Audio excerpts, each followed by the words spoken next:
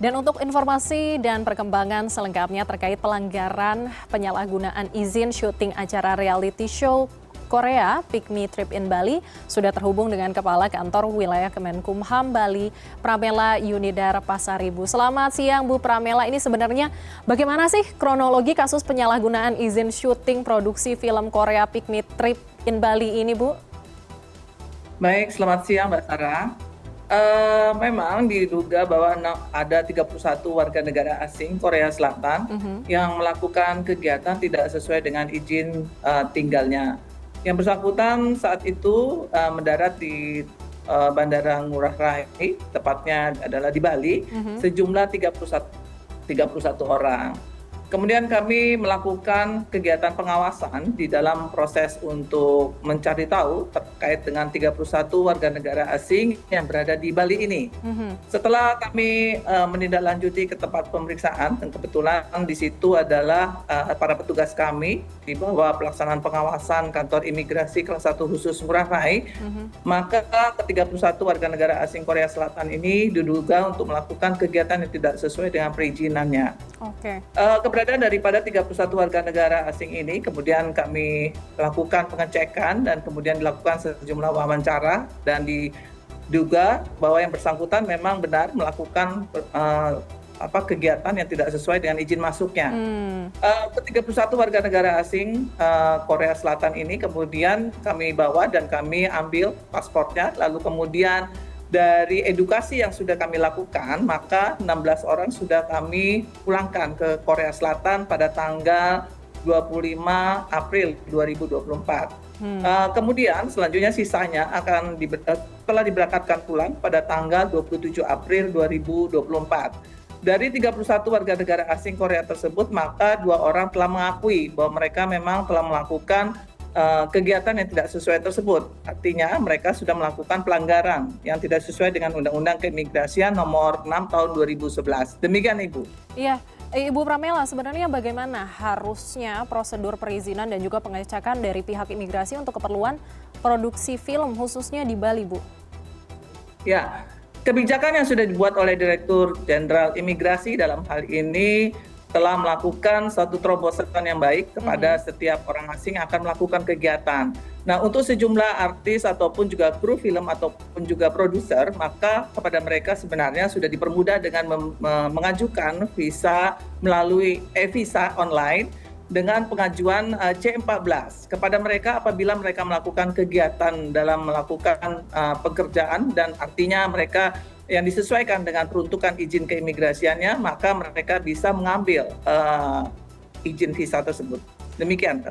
Iya Bu Pramela, saat ini bagaimana nih nasib dari 2 produser program dan juga para artis Korea yang sebelumnya ditahan pihak imigrasi setelah pulangnya?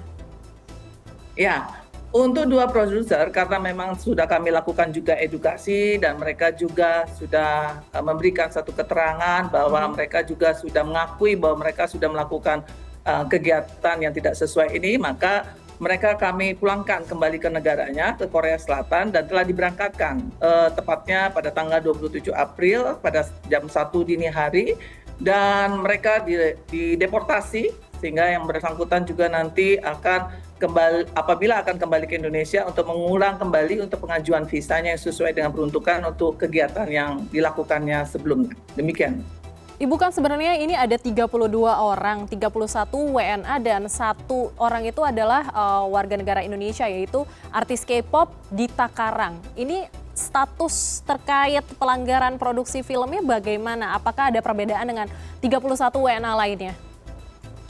Karena Dita Karang itu adalah seorang warga negara Indonesia, maka yang bersangkutan tidak masuk dalam kategori untuk mempunyai izin tinggal keimigrasian.